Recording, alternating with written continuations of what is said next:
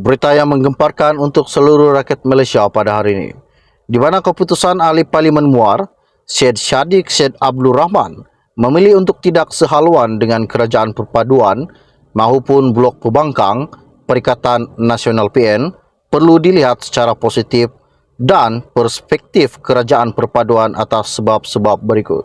Pertama, dengan kehilangan majoriti 2/3 di Dewan Rakyat, selepas pemergian Syed Shadiq, Kerajaan Perpaduan tidak boleh lagi dijadikan tebusan oleh seorang atau dua individu untuk kelulusan mana-mana pindaan perlembagaan, seperti cadangan pindaan kepada bahagian dua perlembagaan persekutuan mengenai perkara kewarganegaraan atau menukar bilangan kerusi parlimen yang timbul hasil daripada persempadanan semula.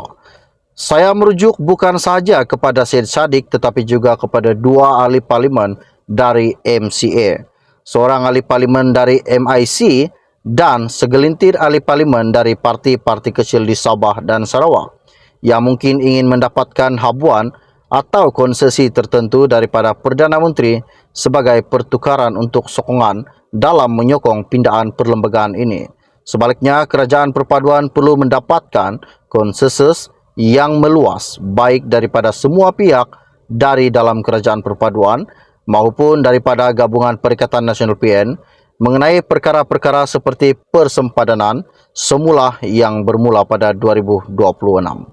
Meskipun beberapa pemimpin PN mahu mengundi di Pulai, menafikan majoriti 2/3 kepada Kerajaan Perpaduan untuk menghentikan mewujudkan lebih banyak kerusi parlimen dalam persempadanan semula, realitinya PAS dan sedikit sebanyak pemimpin Bersatu juga tidak kisah jika ada pertambahan kerusi parlimen di Perlis, Kedah, Kelantan dan Terengganu yang tidak pernah disaksikan sejak tahun 1995.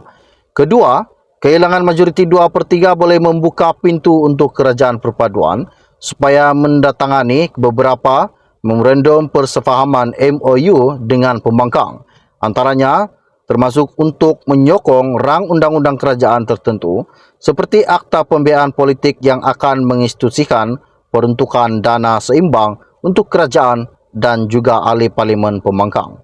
Hasil niat baik ini mungkin menyaksikan pembangkang tidak lagi membuat sebarang cubaan untuk menggantikan kerajaan menerusi cara pintu belakang atau bukan melalui pilihan raya dan juga menetapkan laluan ke arah pembaharuan yang lebih substansif yang disokong oleh kedua-dua belah pihak.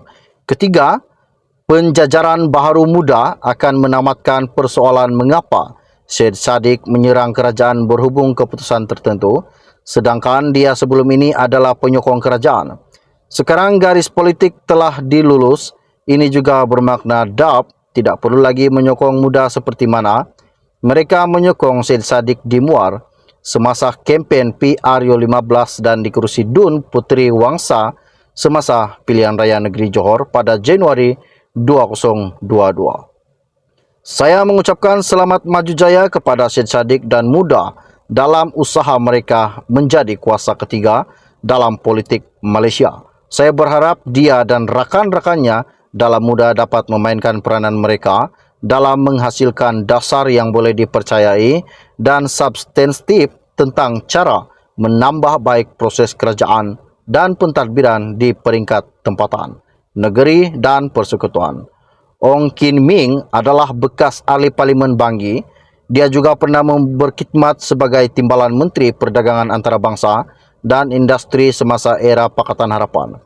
Dia adalah pemegang PhD Sains Politik University Duke, Amerika Syarikat dan pernah menjadi penganalisis dasar sosioekonomi pembangunan dan penyelidikan sedar dan institusi analisis strategik dan penyelidikan dasar INSAF. Ong juga bekas perunding bersekutu untuk Boston Consulting Group, salah satu daripada 3 syarikat perunding pentadbiran global paling besar di dunia. Tulisan ini tidak semestinya mencerminkan. Sekian info ringkas dari saya untuk Anda. Kita akan berjumpa lagi. Salam jumpa dan salam kenal semua. Bye-bye.